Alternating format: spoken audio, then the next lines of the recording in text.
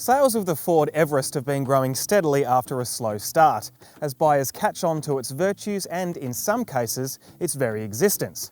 Now it's time for its first mid-cycle update. Minor in most ways, but one. What's under the bonnet is bound to get people talking.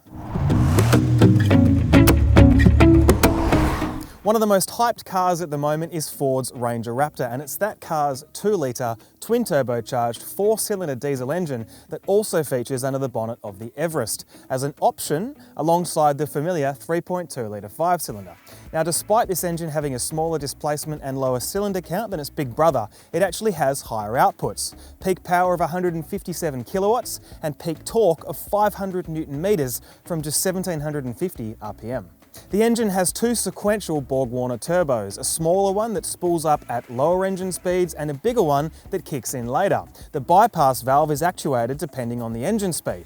It's also matched to a 10-speed automatic transmission compared to the 3.2 litres 6-speeder. This closer ratio spread helps conserve fuel and adds further refinement.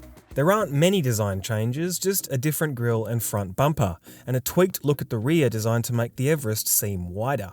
It's got macho presence, though the 18-inch wheels look a little busy, and I reckon the rival Toyota Prado looks even tougher, particularly with its flared arches. The Everest trend we've got here comes as a 7-seater, with that third row particularly useful for a couple of kids.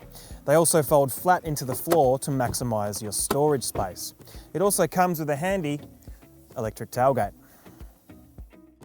The roomy middle seats slide and recline and have ISOFIX child seat attachment points. There are also temperature dials here, plus a 230 volt power point and air vents in the roof.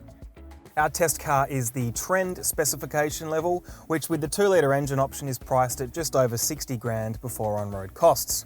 This is by far the most popular version in the Everest family. It sits above the base Ambiente and beneath the flagship and, some might say, excessively priced Titanium. There's an 8-inch screen with sat-nav, plus Apple CarPlay, Android Auto and digital radio. There's also two neat digital driver display screens in front of the steering wheel, climate control, auto headlights and rain-sensing wipers. Ford has added push-button start and keyless entry, based on customer demand. There's also a new gear shifter. Our test car has optional fabric seats, but the standard material is now actually leather. That's new. The other major changes come in the form of active safety tech. The Everest Trend and Titanium now get autonomous emergency braking with pedestrian detection as standard, as well as a traffic sign recognition system. Other existing features include radar-guided cruise control and lane departure alert. It's all pretty comfy up front here. It bears really strong resemblance to the Ranger Ute with which the Everest shares most of its running gear. Everything's relatively clear and simple. There's plenty of storage options scattered about the cabin. However, there are some pretty cheap hard plastics that maybe deduct from the premium feel a bit, and somewhat annoyingly, there's no telescopic reach adjustment on the steering column. Now, that 2-litre engine, how does it go?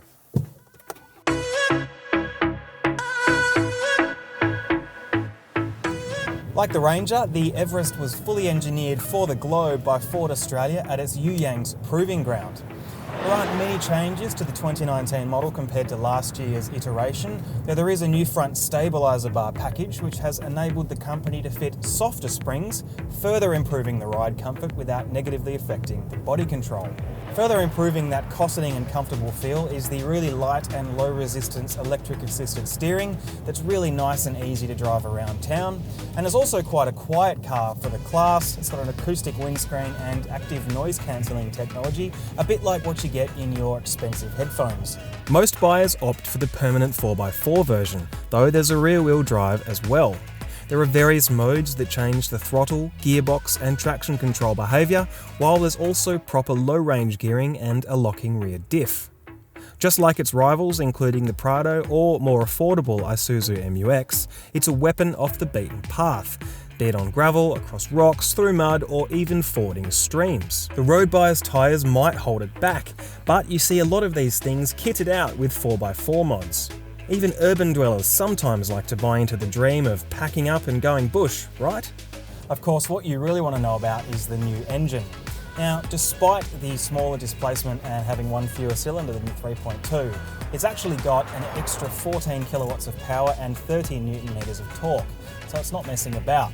It's It's not exactly, chair-pushingly fast, but it's got that signature wave of torque that you get from an engine that's really strong down low. You wouldn't know it was a 2-litre, and it really shows how far these new modern engines have come. It's also obviously more efficient than the 3.2. Ford's claim for the 4x4 is 7.1 litres every 100 Ks. That's about 20% better than the 3.2. It's definitely a little quieter and more refined than the bigger engine. There's fewer vibrations coming into the car, a bit less clatter, though of course that 5-cylinder engine does have a sort of characterful note all of its own that's missing here. All told though, you really wouldn't know that it was such a small engine. It doesn't really feel it, even if you've got a couple of people and some gear in the car. The 10-speed automatic gearbox is a really nice selling point. It certainly sounds cool having so many ratios. And the main benefits are that obviously it's really good for refinement, and if you've got lots of gears, you can stay in the sweet spot of the engine better, and it further saves fuel use. It's generally pretty intuitive and pretty smart. There's been a couple of changes that have been a little bit jerky and abrupt and the odd hint of fussiness, but 90% of the time it's been pretty unobtrusive. There's also a sports mode that has a really nice feature that it aggressively downshifts as you're braking into corners, which I particularly like. I really think for many buyers, particularly those who are going to use the Everest for school runs, who might go into the country on weekends, maybe towing a smaller boat, or even just going off-roading, it's going to be more than fine. The positives of this engine are there, and it's worth the slight price premium that it commands, $1,200. However, there are a subset of buyers of the Everest who tow heavy loads, maybe a 2.5-tonne caravan, grey nomads in particular. And I think that for those people, the 3.2-litre engine is going to retain a lot of appeal. It's obviously got that more relaxed nature about it. The big displacement engine, it'll probably assuage people who have doubts that the 2-litre will be able to do the job. I did tow a caravan up Mount Ousley out of Wollongong a couple of days ago. The van weighed just over 2 tonnes, and look, the 2-litre, it got there, but it wasn't exactly feeling super inspiring. The throttle was pinned and we weren't exactly gaining speed, and the fuel use rocketed up to about 18 litres every 100 Ks. Not terrible, but I think it's really smart that Ford has kept the bigger engine available for those buyers.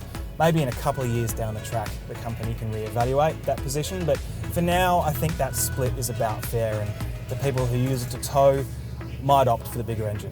It's worth pointing out that the bi-turbo Everests have a 3.1-tonne towing capacity, which is actually 100 kilos greater than versions fitted with the 3.2-litre engine.